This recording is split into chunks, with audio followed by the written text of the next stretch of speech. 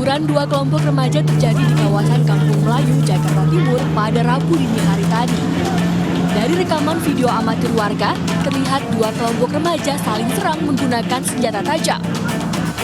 Aksi tawuran ini terjadi di jalan raya hingga menutup ruas Jalan Abdullah Syafi'i menuju Kampung Melayu, Jakarta Timur. Petugas kepolisian yang tiba di lokasi langsung melakukan pengamanan untuk mengantisipasi adanya tawuran susulan. Sejumlah remaja diperiksa petugas terkait tawuran yang terjadi. Sementara menurut warga sekitar, aksi tawuran remaja memang kerap terjadi di kawasan Kampung Melayu. Di sini Bang, sering banget tawuran atau bagaimana sih Bang? Sering ada sih Bang tawuran Bang. Sering ada tawuran? Oh, biasanya remaja atau bagaimana Bang? Ya anak-anak remaja. Oh, pakai sajam Bang? Ya kadang-kadang pakai, kadang-kadang yang enggak. Banyak pakai itu Bang. Awalnya dari nge-track biasanya Pak. Trek-trekan motor? Iya biasanya. Belum diketahui penyebab aksi tawuran ini, namun diduga tawuran terjadi karena hal sepele saling ejek di media sosial. Dari Jakarta, dan Helmi Sajang Bakti, iNews melaporkan.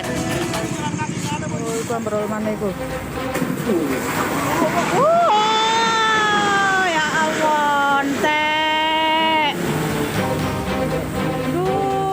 Detik-detik longsornya rumah ke aliran Sungai Brantas ini terjadi di Jalan Muharto, Kecamatan Kedung Kandang, Kota Malang.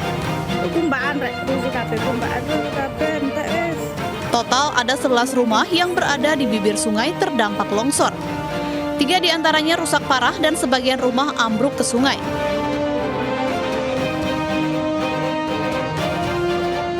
Warga sudah mengetahui adanya retakan di rumah yang ada di bibir sungai ini sejak 2 pekan lalu. Longsor diduga akibat gerusan air yang tinggi imbas curah hujan beberapa hari terakhir. Dua minggu yang lalu sudah ada retakan. Tapi dari yang bersangkutan sudah mulai ricik-ricik, bersih-bersih dan juga menurunkan genteng dan dibagi, dan terjadilah longsor itu jam 10.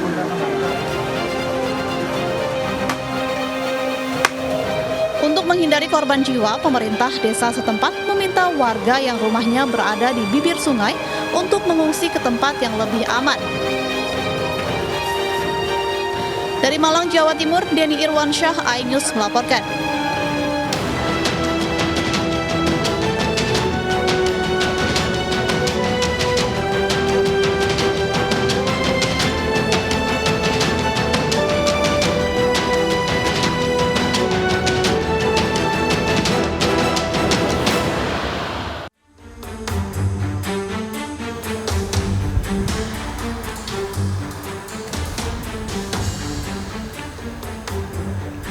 Halo, selamat pagi pemirsa, selamat datang di Lapor Polisi. Anda lapor, kami sampaikan. Sebuah program baru tayang di iNews setiap hari Senin hingga Jumat yang bertujuan menjadi wadah untuk aspirasi, keluhan, laporan, dan apresiasi kepada pihak kepolisian di seluruh Nusantara. Bersama saya Wilson Purba. Dan saya Rizka Amelia. Selama 1 jam ke depan, kami juga akan membahas sejumlah topik hukum dan kriminal yang menjadi topik hangat pembicaraan masyarakat di sekitar kita dan juga di sosial media. Kami juga membuka laporan pengaduan masyarakat yang bisa diakses kapanpun oleh Anda untuk kami melalui sejumlah channel, yaitu Instagram resmi @laporpolisi_inews dan @official_inews_tv.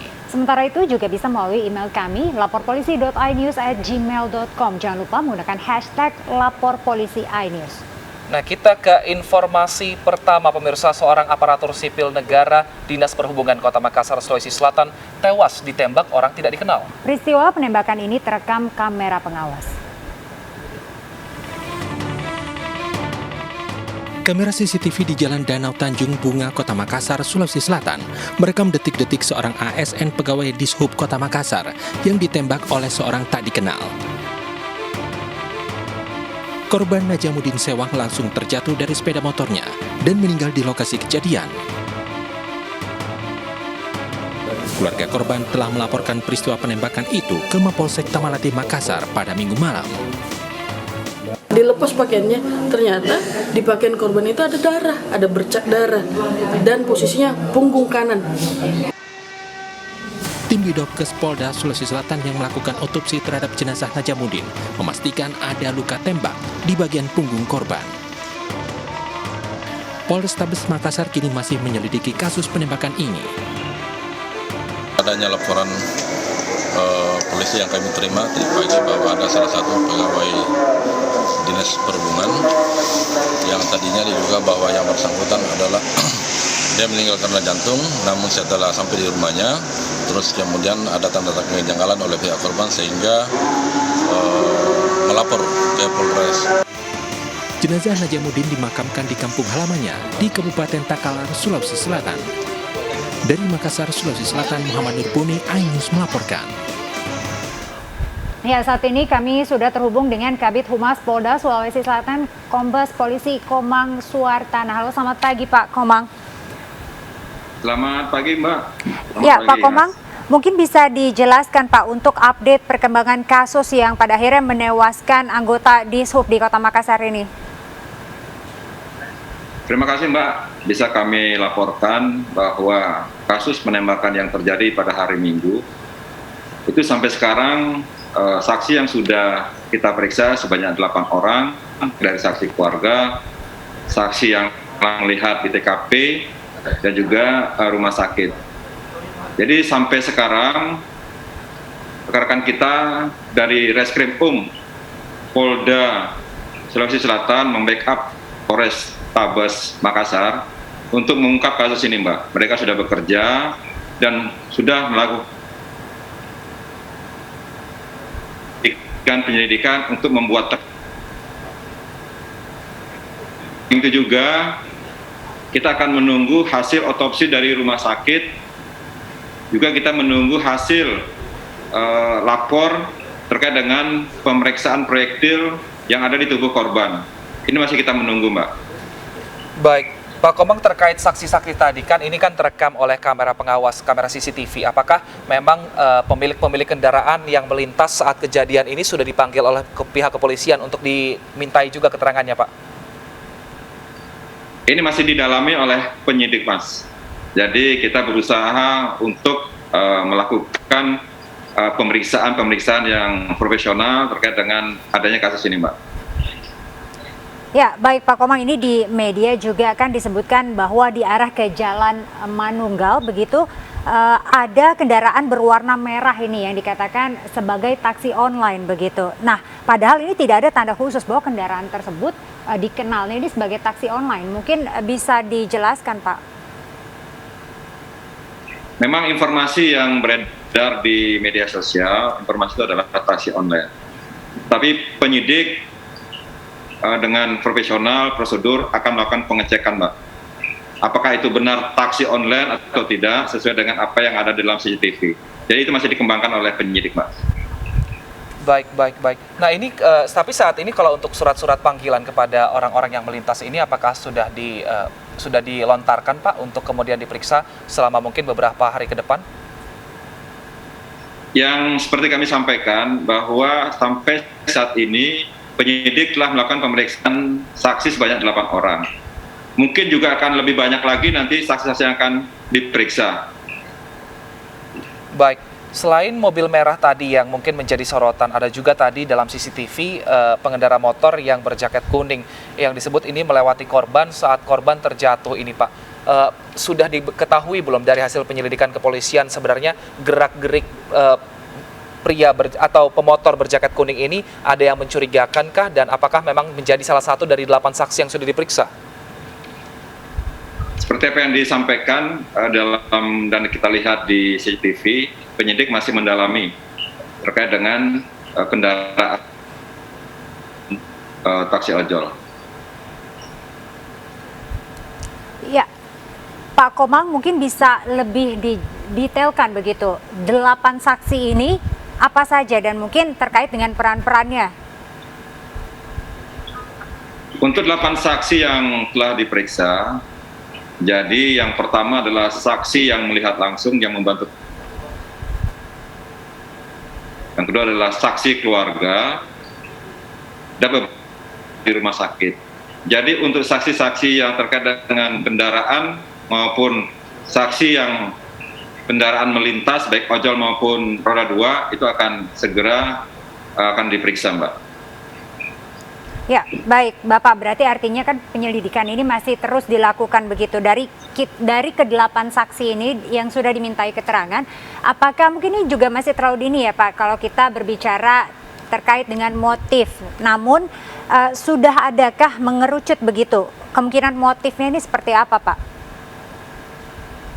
Nanti kita cek kembali Mbak motifnya apa Mbak, karena masih dikembangkan oleh penyidik Reskrim baik yang ada di Polrestabes maupun penyidik yang diperbantukan dari Polda Mbak, sesuai dengan arahan Bapak Kapolda untuk membackup kasus ini. Baik Pak Komang, tadi kan ada sebutkan salah satu yang diperiksa juga adalah keluarga dari korban. Apakah keluarga dari korban ini menyampaikan juga bahwa memang korban sebelumnya pernah mendapatkan mungkin ancaman-ancaman entah dari dunia kerja ataupun dari lingkungan pertemanannya Pak Komang?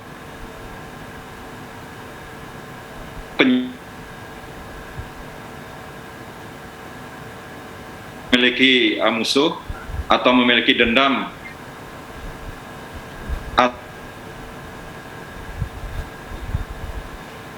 baik hasil baik Pak Komang, kita terkendala sinyal, kami kurang jelas mendengar suara Pak Komang, tapi kami nantikan seperti apa penyelidikan ke depannya Pak Komang. Kami harapkan semoga kasus ini bisa segera cepat diselesaikan, sehingga masyarakat khususnya di Kota Makassar juga untuk beraktivitas ini tidak takut lagi untuk beraktivitas seperti biasa. Terima kasih Kabid Humas Polda Sulawesi Selatan, Kombes Pol Komang Suartana. Ya pemirsa, kita ke informasi, masih di informasi yang sama di mana ini kakak dari nama Mudin Sewang, yaitu Juni Sewang, pegawai Dishub korban penembakan, ini menyoroti penemuan lubang bekas peluru di tubuh adiknya. Ya, berikut cuplikan wawancara selengkapnya. Dan hasil dari otopsi menjelaskan bahwa benar yang bersarang di badan almarhum itu proyektil. Dan jenis proyektilnya yang diterangkan sama pihak berwajib itu tidak anulir. Maksudnya dia acak. Jadi bisa dari pihak berwajib mengatakan bahwa itu rakitan. Baik. Nah saat ini langkah selanjutnya yang akan Anda ambil apa Mbak Yuni? Kami pihak keluarga menunggu hasil dari pihak berwajib. Kami berharap besar pihak berwajib segera bisa mendapat siapa yang bisa bertanggung jawab dalam kejadian ini. Dan kami jujur, keluarga merasa sedih. Dan istri beserta anak almarhum masih trauma, masih tragis. Belum bisa terima kejadian apa yang menimpa bapak, menimpa ayah mereka ini, masih belum terima. Baik, Mbak Yuni, ada tidak sebelum kejadian cerita dari korban adik Anda begitu, bahwa memang ada ancaman sebelumnya? Bagaimana terakhir korban menceritakan hal-hal yang dialaminya? Korban bisa dikata saudara paling dekat dari saya, karena dia adik bungsu, pas adik di bawah saya. Kalau untuk ada yang dendam atau ada, saya rasa almarhum tidak punya musuh. Karena di lingkungan kerja sendiri almarhum sampai kaget. Lingkungan kerja yang kaget kok sampai ada kejadian seperti itu. Untuk lingkungan pertemanan juga tidak ada. Karena hampir semua teman almarhum saya kenal. Baik. Tapi apakah memang tempat kerja dari adik Anda, Mbak Yuni, ini memang beresiko atau memang hanya sebagai pekerja biasa saja? Saya rasa Dinas Perhubungan salah satu pekerjaan instansi yang berisiko karena bersentuhan langsung dengan kendaraan, penertiban kendaraan. Jadi mungkin bisa saja ada ketersinggungan entah disebabkan pekerjaannya. Pemirsa, usai jeda berikut kami akan menghadirkan beragam informasi lainnya untuk Anda, tetap bersama kami.